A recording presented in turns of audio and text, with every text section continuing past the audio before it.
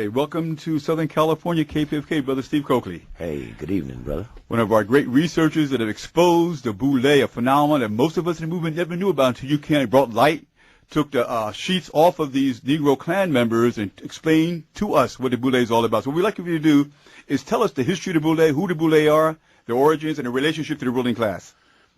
Thank you, brother. I would thank you for hosting me and my friends here, and appreciate you and all your company. Everybody's excessively intense, and that is the demand of the day. This secret society, this particular black secret society that we'll talk about today, is the first of the black Greek societies, started in 1904.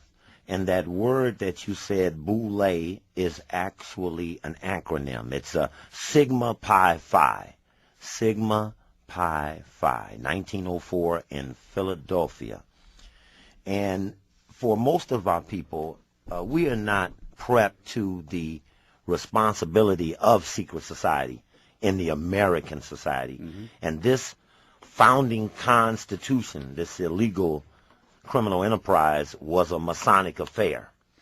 And a Masonry is a form of secret society. There are other well-known secret societies like Skull and Bones at Yale, of which this corrupt president and his father were members of. And it is that society that the black society modeled itself after.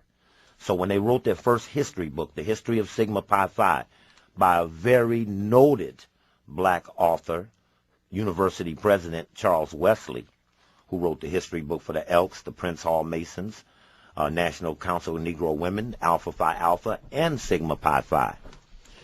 And as a result, in page 28 of its first history book, it noted that it wanted to be like Skull and Bones at Yale. It was right here in Los Angeles at the Good Life on a Friday night. If you remember this time, the NAACP had a convention here, and LeGrand Klieg and Marla Gibbs were accused of making inflammatory statements. Working with Dr. Graham's book, The Mannequin Motif. Yes, that weekend, the Boule was meeting here, July of 1990. They were having their every other year convention, biannual. And it was a front page article in the LA Times by Karen Grigsby Gates, who denoted that these elite black men were meeting in Los Angeles at this time. That was the first. I remember sending someone to the car to bring it in, and we read it from the stage of the Boule on July 18th, the day the story appeared, front page LA Times. And I thought it was unusual that the LA Times knew of this society, and I didn't know of them. Now, for our audience to understand, I'm starting off trying to explain to black people the impact of international policy groups like the Trilateral Commission, the Council on Foreign Relations, when the bankers began to take over the American cities in the 70s, New York 75, Cleveland 77, Chicago 79, and here in California they used Proposition 13 to suck up the surplus out the budget, and bankers began to take over from municipalities the governing of the cities. Mm-hmm. And as I was scratching, I could not figure out how was there such black complicity in this centralization of worldwide power, the New World Order. It's on the dollar bill, pyramid by white men who never built one, never saw one, but they emulated this symbol.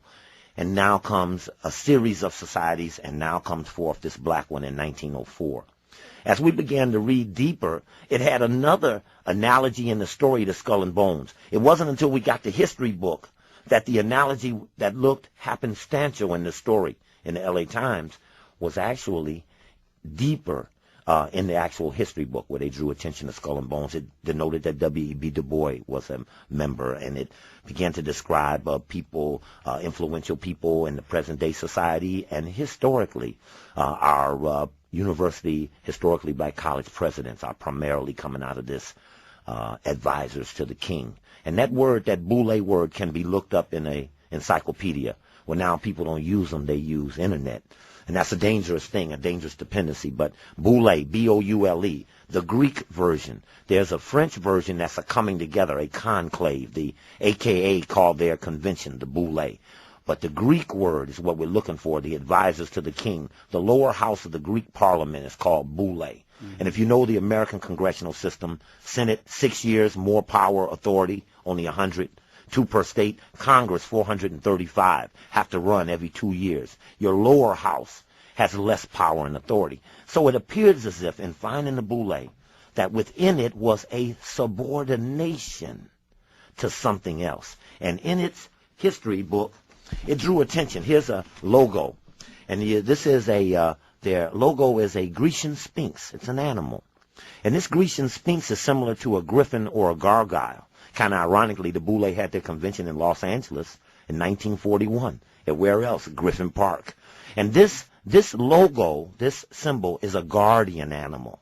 This would be similar to a Rottweiler or a dog or a German Shepherd. They tend to protect something higher than itself. Let me ask you a question. I went to Howard University, for instance, and a number of African so-called Greek societies, fraternities, as well as in our community, there's a number of secret, semi-secret organizations.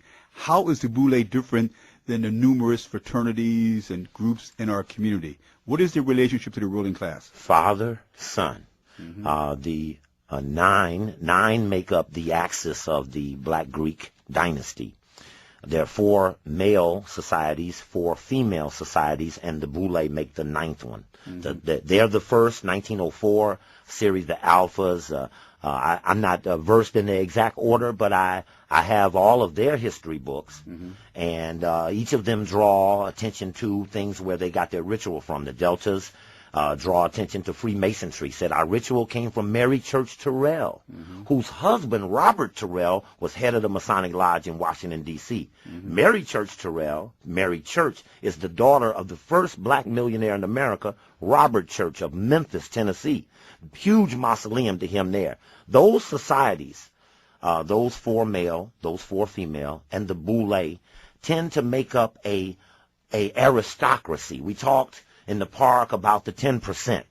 Not in the sense of us in exclusivity, but them in the terms of deputizing 10% of the population to assure that the 90% never catch on. And it's very important to know that if you look to Alpha Phi Alpha website, there's alphas, kappas, Qs, and Phi Beta Sigma. There's Zeta Phi Beta, Delta Sigma Theta, AKA, and Delta, I'm missing somebody, Sigma Gamma Rho. If you look to, say, the Alpha website, they brag about being 95% of all black lawyers. Now, if the Alphas are 95% of the black lawyers, what does that leave the Kappas, the Qs?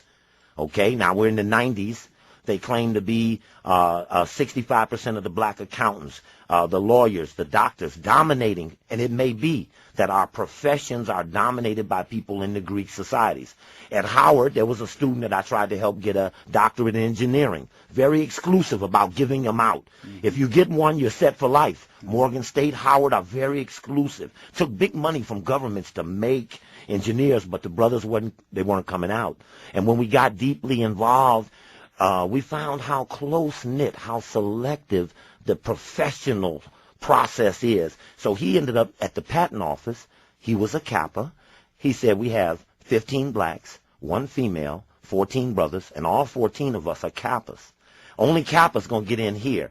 And there are jobs all over where we think we're applying for something fair and open.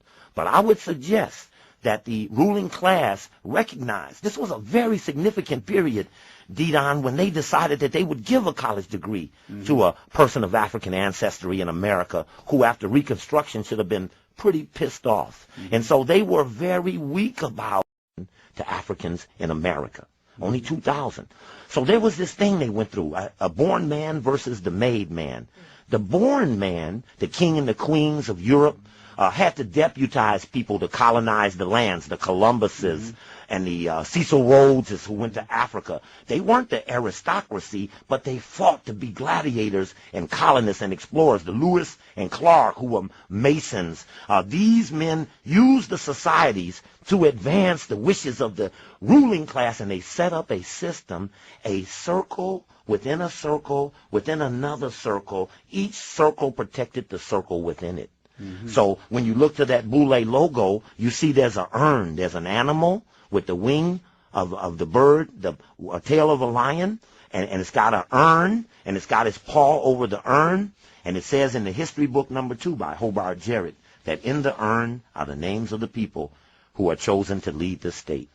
which suggests that part of the society function is not to make known who the people of power and authority are. And one of their most serious indictments to this society is what they were used to do against Marcus Garvey. Could you explain that, please?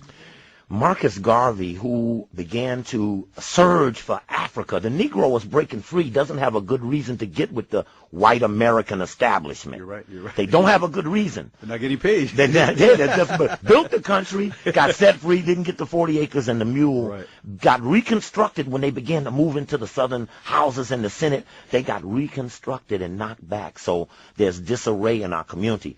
And this is before the industrial cities of Chicago and others began to have steel and what do you call it? The stock markets. These are cattle, not bonds, where people began to work. And the South fled to the North to work in those factories. And Robert Abbott, who was a Boule man from Chicago defender, who it was a period when all the black editors were brought into Washington and told that they would have cracked down on Marcus Garvey, and their newspapers were not to be used. The Pittsburgh Courier, Chicago Defender, the Afro-American in Baltimore and Washington. All of these are Boule families, the advisors to the king, this group. So when Marcus Garvey came, whites began to think that maybe assimilation is better. Maybe we can escalate. Let's not let these go. Maybe they don't seem too pissed off about all of this. Maybe they'll forgive these things we did to their ancestors, and maybe we can trick them, have a little, want some more. So as Garvey began to move, they began to see that a Harlem Renaissance could have been necessary, that they could then attract Africans in America into literature and science and the arts and poetry. And when he said back to Africa, he's trying to get to Liberia. So R.R. Moulton, who was a big Boule man from Tuskegee University, who replaced Booker T. Washington, R.R. Moulton became a spy for the U.S. government to coordinate the program against Marcus Garvey in America. We have declassified documents that came out in 1993. The Memphis Commercial Appeal did the story about Martin King, Kwame Ture. A lot of things came out about spying. Well, in that, which did not make the public press, when we actually filed for the documents, there was R.R. Moulton telling Von Demon at Military Intelligence, don't tell anyone what I'm going to tell you about what Marcus Garvey said last night in Harlem. You know, and the letters marked confidential. And, of course, eventually R.R. Moulton, who went to Liberia, was given $5 million to form a committee to keep Marcus Garvey out of Liberia. He never made it. He wanted to get there bad. They put $5 million in 1919, man. This is 50 million, 100 million today. Inconceivable. And they rewarded R.R. Moulton for trying to undermine Marcus Garvey. He got the first, check this deep, he got the first black veterans hospital in the United States at Tuskegee. And then what did they give him for reward? Syphilis. You see the reward? See, he got something. Blowback. But what they got was bad, what they gave him, So let me ask you, so in essence what you're saying is that the Boule represents the buffer class, the petit bourgeois, the comprador buffer class that manages Africa's workers, peasants, students, and middle class in many ways, and are paid well for that. And they receive their direct orders from the European capitalist class. Yes, if you were to look to today, where Boule members like Vernon Jordan, who is managing director of Goldman Sachs, he took Bill Clinton to his first Bilderberger meeting in 1971. The black man took the white man from Arkansas to the big international meeting. Vernon Jordan, former head of the Urban League, who groomed Ron Brown, who then went on to become Secretary of Commerce, killed in a plane crash, murdered, because Boule are considered domestic. Martin King was Boule. Look at the relationship between Martin and Kwame over going against the war. You don't hear anybody in the African-centered community primarily against the war. They're basically accepting it or looking for what they try to get when whites are passing out things like, a grant here, this or that. They don't appear to be focused on that money that's being wasted, those billions of dollars. You saying the Afrocentric community Africans support the war? They are not. No. I'm just saying they are not pushing against the war. Same way Martin King, I understand what you're saying. When April 4th of 67, you're right. 1 year before he was killed to the day, when he came out of Riverside Church with Kwame in a shirt and tie in the front row, waiting to hear, because he called and said, you got to hear this. He comes out against the war. Boule men are told to be domestic, not international. Mickey Leland was Sigma Pi Phi. He tried to stop a starvation going on in Ethiopia, Somalia. His plane crashes into the mountain. Congressman from Texas, he dies. Ron Brown, Martin King, no question. Martin King became international, and that became his biggest sin. He was financed by some of the greatest foundations America ever had to offer. But if they get beyond the defined limit, then there's trouble. In terms of young people today who are on college campuses who want to join fraternities and sororities, what is your advice? It's interesting, the movie Stomp the Yard.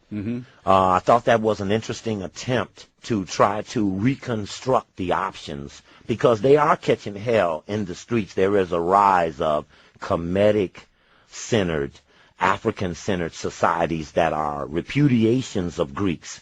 And this is on the rise on many of the campuses around the country. And many of those fraternities and sororities, like the American military, were finding reduced numbers. Questions of hazing and brutality. And see, that's an important thing about a secret society, is the initiation or the ritual, which is an act of submission. I would never want anyone to underestimate when someone goes on that line and they beat them, or they make them do things or unusual things or ridicule them, that act is an act of submission, and that's very essential to keeping a secret society in order. How do you command that subordination? And for today, when they're on the campuses, they see the Boule. If you look to the Boule Journal, you can look up sigmapiphi.net. You can hit up my website, stevecoakley.com, and then you can link into their website.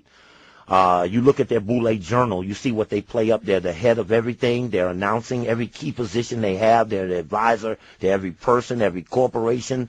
They're the black head of American Express. You know, we can just walk on down the line of those that roles were theirs and only theirs. No one got past.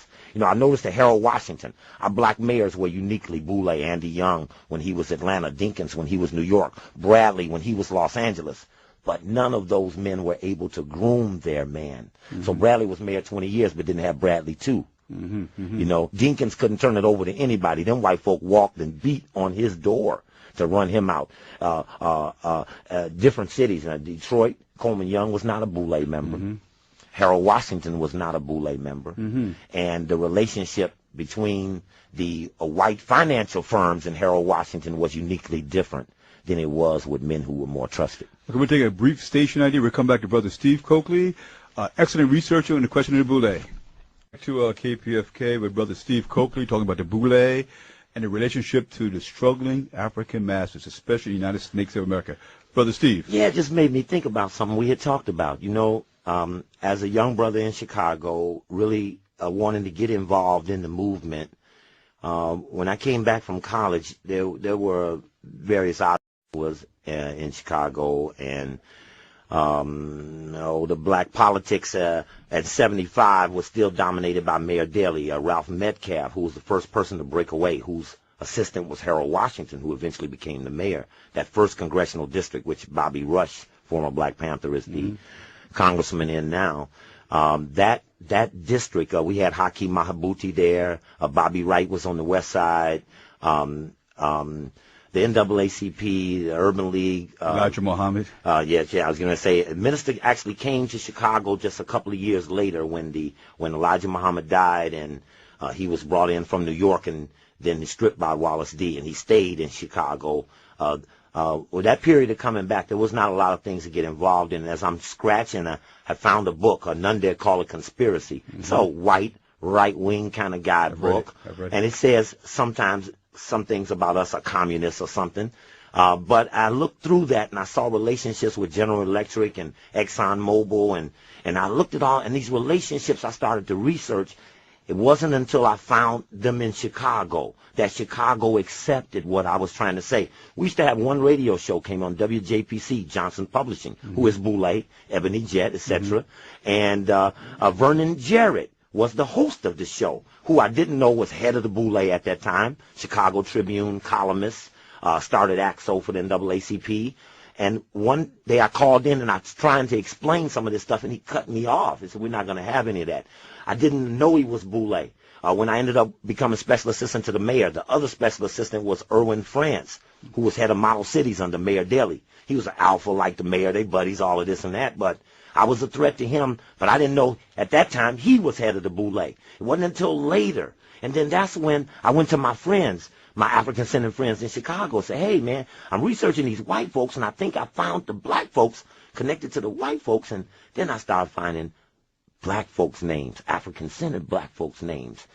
Jay Carruthers, you know, and now Jay Carruthers is my hero in Chicago. He's in a group with Bobby and Conrad and Bob Starks, a lot of people, Anderson Thompson, people I love.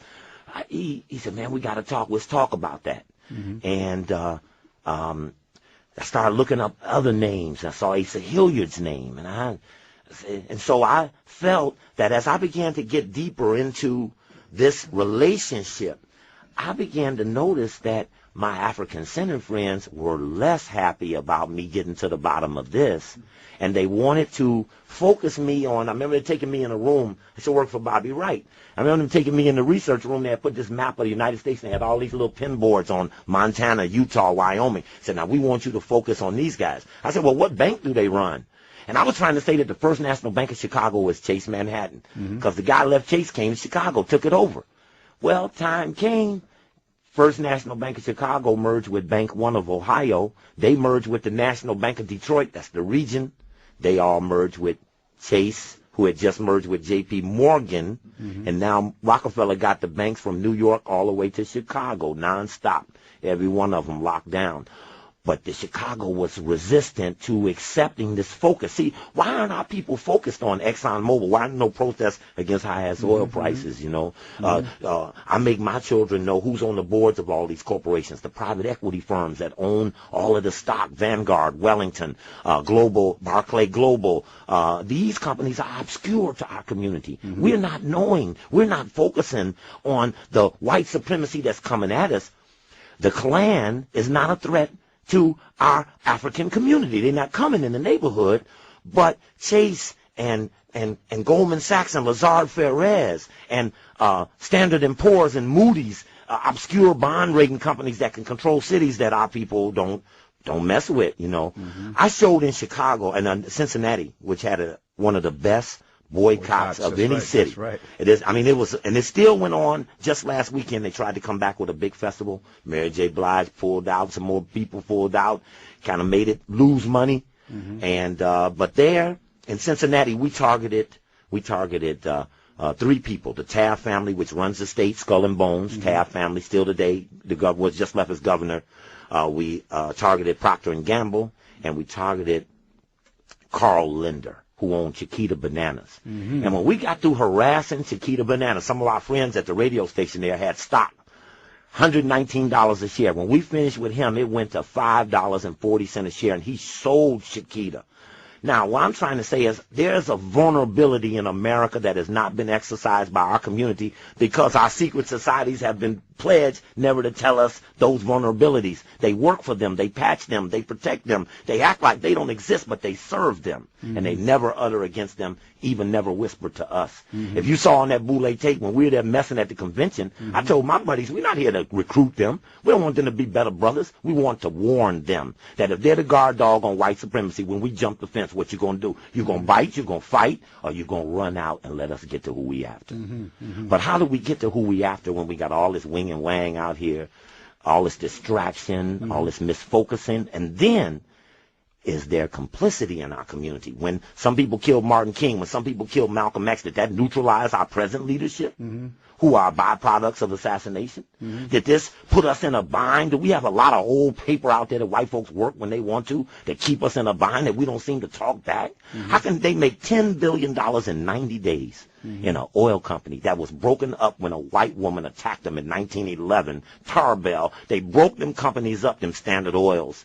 And then they brought them all back together. Exxon got with Mobil, Chevron got back with Texaco, and all the things Rockefeller broke up got put back together. Let me ask you a question. So would you say, because it seems to me the common denominator of all the corporations in the system you're talking about is capitalism/imperialism. So that in fact, organizations that are anti-capitalist as a theoretical formulation and specifically target these multinational corporations, oligarchies, that is the path of liberation for African people and destruction of this economic and political system. And maybe that's why also in this historical period we exist today, you find that very few so-called African nationalist or progressive organizations are anti-capitalist. In fact, what they're saying is we want to be part of the system as opposed to attack capitalism, but we want black capitalists instead of European capitalists. And you know, it's the one thing we have to be careful for as time has progressed. If you were to go to Toy Bean Hall in London when they created social work, when the rich felt it was necessary to infiltrate the poor so that they aspired through the tentacles of the rich that had been spread out amongst them, that if you fought capitalism all day and you ended up not fighting the social service network, you would find there's another aspect that might not even pledge to be capitalist at all, might pledge to be helping the people. But most of those social service networks are either financed by nonprofits, Yes. churches, foundations, Yes. the state, Yes. cultural Yes. affairs departments Yes. of different Yes. different cities, some we can go down a whole list of these Right. funding sources. Right. So in the final analysis, if we go after the capitalist system as a theoretical formulation, but pinpoint, as you say, with laser here, focus the specific corporations as a category to be assessed, especially in terms of the impact upon African people, like you say, the poor, the standard, and these multiple bond associations that finance or definance infrastructure in our communities, and as capitalists now going to Iraq and Afghanistan to build their economic and social structure at the expense of ours. There is a web. There is a web. There's sports. There's the media. They're education. They're social service. They're astronauts. They're the church. Right. They are all of that. You're right. They You're are right. the secret societies too. You're absolutely And they right. all work in a loose-knit fashion, and they keep disagreements within a manageable limit.